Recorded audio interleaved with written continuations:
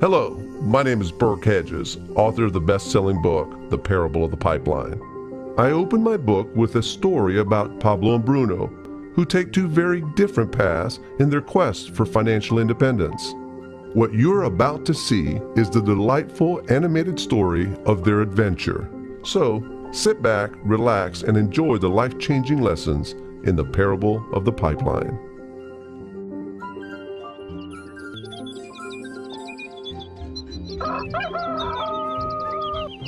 Far away, in a small village, near a beautiful valley, lived two friends, Pablo and Bruno. They were both young and dreamed of a better life for themselves. They'd often discuss their dreams about how they would become the most successful men in the village. They weren't afraid of hard work, and they searched for opportunities to help realize their goals and achieve their dreams. One day, an opportunity presented itself.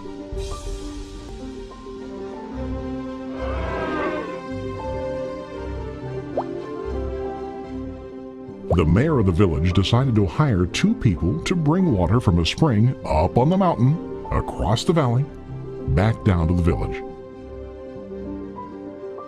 They were to be paid based on the amount of water delivered to the village. Bruno and Pablo enthusiastically got to work. Every day, from morning till evening, they carried buckets to and from the spring. They worked hard, carrying water to the village. In the evening, they'd return home with their day's wages.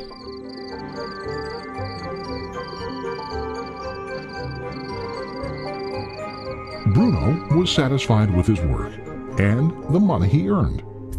He was sure that with this work he could achieve his dreams.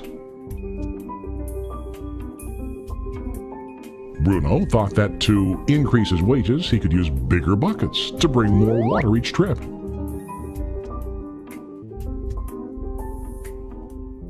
He believed with a larger income he would soon be able to buy a cow and the house that he dreamed about.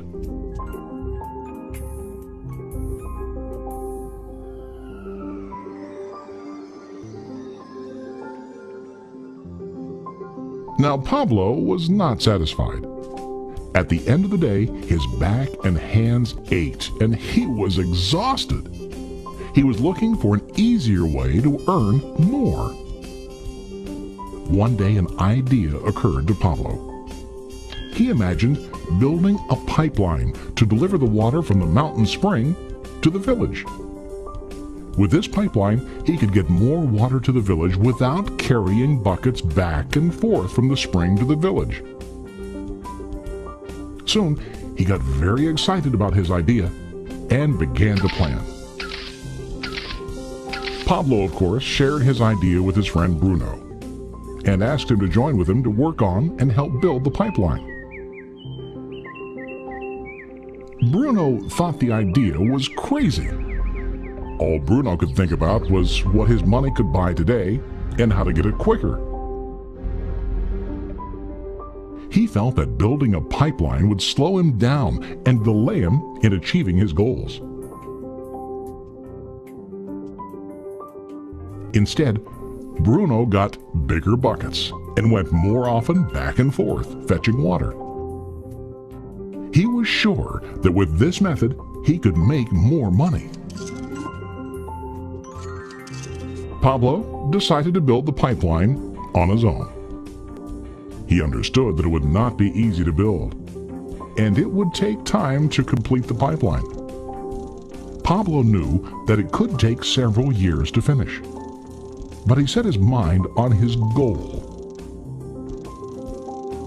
Every day he worked and carried water like before. But on weekends and during his spare time, he worked hard to dig in the rocky soil and build his pipeline.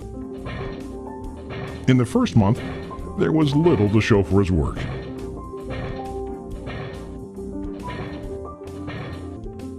Bruno and the villagers laughed and teased him. They called him Pablo the Pipeline Man. During this time, Bruno's income doubled. He already bought a cow and a bigger house. His lifestyle changed.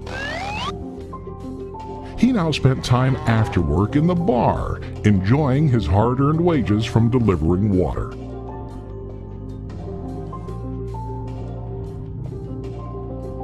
What Bruno didn't realize was that his body was starting to stoop from carrying the heavy buckets every day.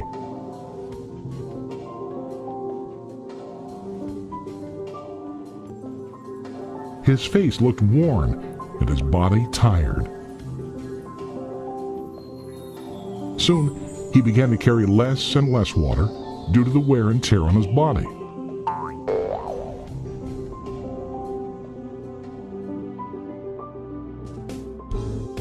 Month after month, Pablo worked. Soon a year passed, and then a second year. Finally, Pablo finished his pipeline. He now used his pipeline to deliver water to the village instead of carrying buckets. Pablo was now earning more money than ever before. The water continued flowing to the village, while Pablo wasn't working. While he slept and ate, the water flowed. Pablo was happy and proud of his insight, persistence, and hard work. Now his income flowed as long as the water flowed through his pipeline.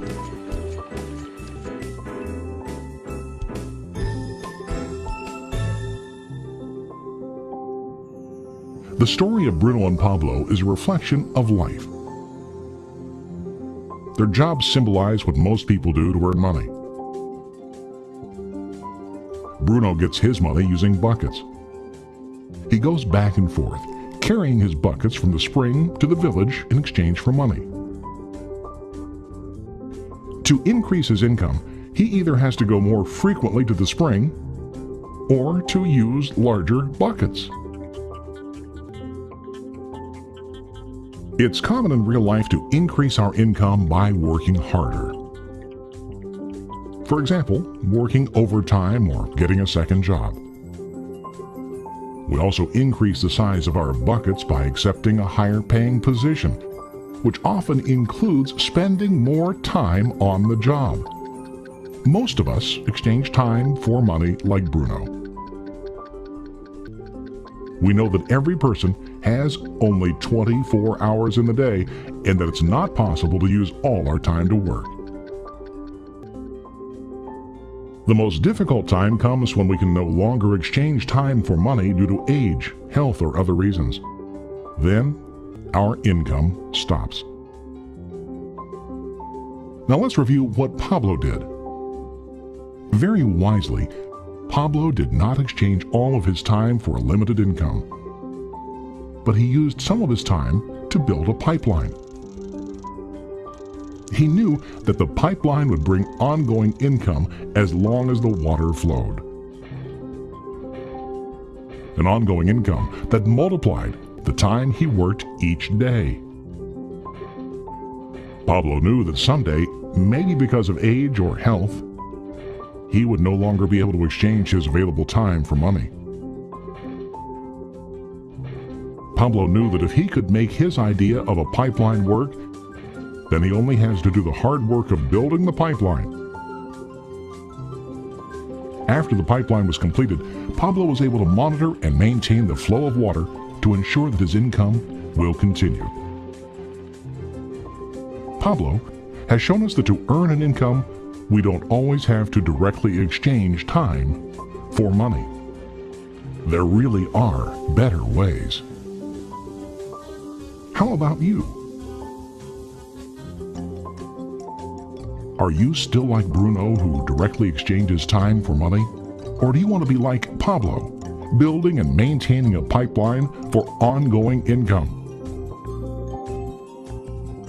If you are interested in the idea of building your own pipeline, contact the person who lent you this presentation. You can start building your pipeline today.